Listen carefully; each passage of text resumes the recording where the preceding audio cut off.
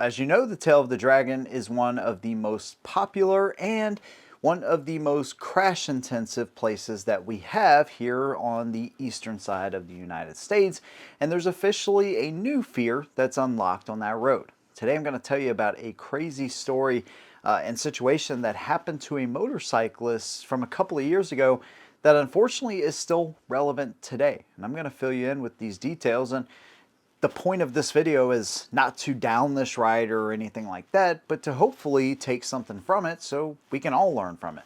And of course, I'm just going to give you my opinion, and I want to hear yours afterwards. Let me know if you've ever been in a situation like this specifically, because it is kind of a wild one for sure.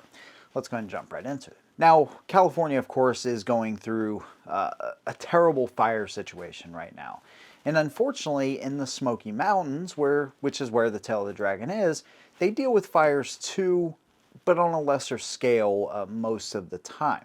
So they average from like 1 to 2 fires a year. Sometimes they'll do controlled fires, of course, to kind of reset the ecosystem at times. And so they definitely have less risk of fire. But when you get relatively low humidity in that area, plus high winds, things can happen. Now, there was a bad fire actually in Gatlinburg that burned like 17,000 acres. One of the sky lifts actually had to be rebuilt, right? So that area was down for, I don't know, over a year, I think. It's a beautiful part of the country. If you've never been there, you should go. And so, like I said, you know, fires, they happen in this part of the country. They're not as common as some of the other places that you will see, but again, they do happen. So this rider is on the Tail of the Dragon, and we found out later that he actually borrowed the bike from a motorcycle influencer. She had just gotten it, and she said the previous owner wanted to borrow it, so obviously they had an ongoing friendship or whatever it was. So he borrows the motorcycle and he goes on the Tail of the Dragon, and this is fall. So that's kind of important, and you'll see why here in a minute. But he goes on the Tail of the Dragon by himself, and this is when he loses the front tire. The problem is he can't get the bike up after he goes down.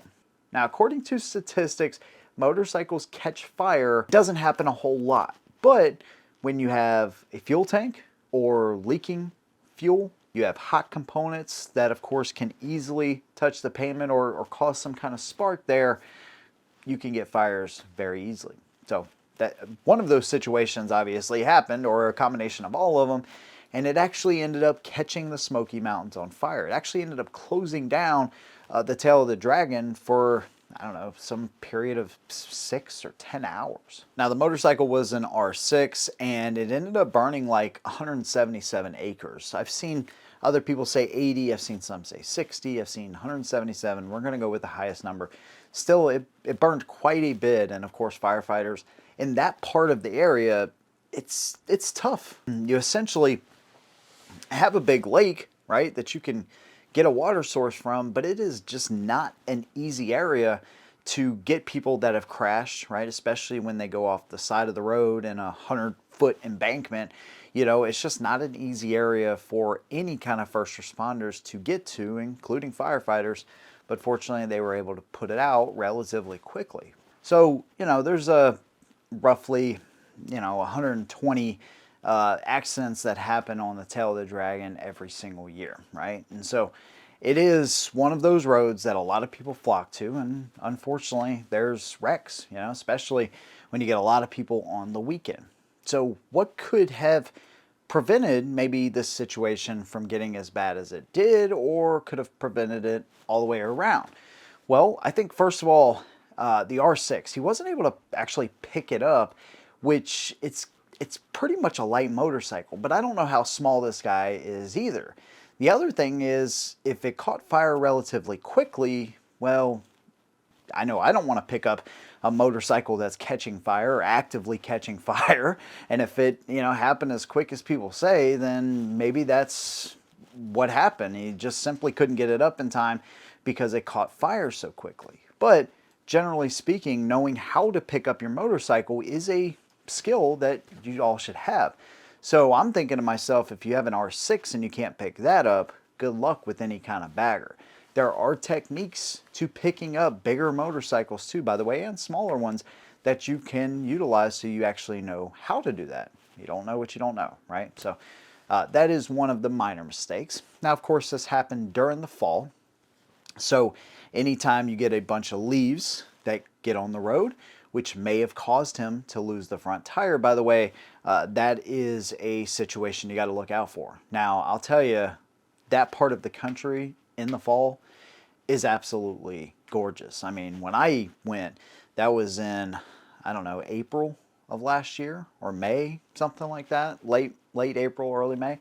It was beautiful then, right? So fall is even better up in Tennessee, North Carolina. That whole area is just, it's beautiful. But the leaves that do eventually fall on the road are a hazard that time of year. Depends if it rains, right, and the leaves get slick, you have more of a probability of potentially losing traction on those, especially if you're leaned over in the corner. So it can give you a little butt puckering effect for sure. So that's another part of this. Again, that's just an assumption why he may have lost it. It happened in November, so it is kind of that perfect time, October, November. The leaves sometimes will turn a little quicker up there, but regardless, there was definitely leaves on the road. We can see that from some of the footage there. Now, if he didn't lose it because of wet leaves or something like that, then he probably lost it because of speed or failure to negotiate a turn, right? I had heard that this was around mile marker 5.5. So speed, failure to negotiate a curve, all of that stuff. And I'll tell you, before I rode the Tail of the Dragon, it was a road that I had heard so much about. I built it up in my head, and I was kind of nervous. But when I rode it the first time, rode it down to Deals Gap, I had like this sense of accomplishment. I kind of have that with motorcycles anyways, to be honest with you. It's part of the enjoyment for me personally when I ride and you kind of conquer the dragon, if you will, or conquer a road that makes you a little bit nervous. And so on the way back up the tail, right, it was even better. The point I want to make here, though, is that is not a road I don't think I would ever want to go down solo, because there's so many different things that can happen.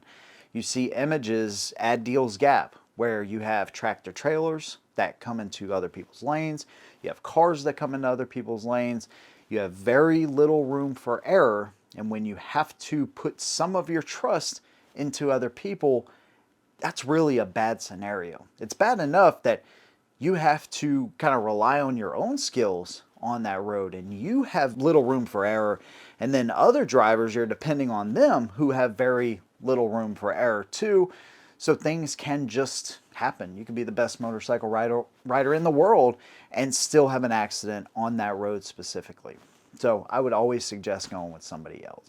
Wildfires during a motorcycle wreck. This is a potential thing that can happen. Unfortunately, the rider ended up okay. The bike, not so much. And of course, some of the acreage that got burned, not so much. But I really didn't notice anything when I went up there. And like I said, this happened in 2022 and I went in 2024. But there are some scars from some of these wildfires that have happened, especially there in Gatlinburg. So next time you're up that way, you know, you can kind of look around for stuff like that, and you'll still see, you know, there's like 90% of the trees got burned up there at one point. It's actually pretty insane. There you go.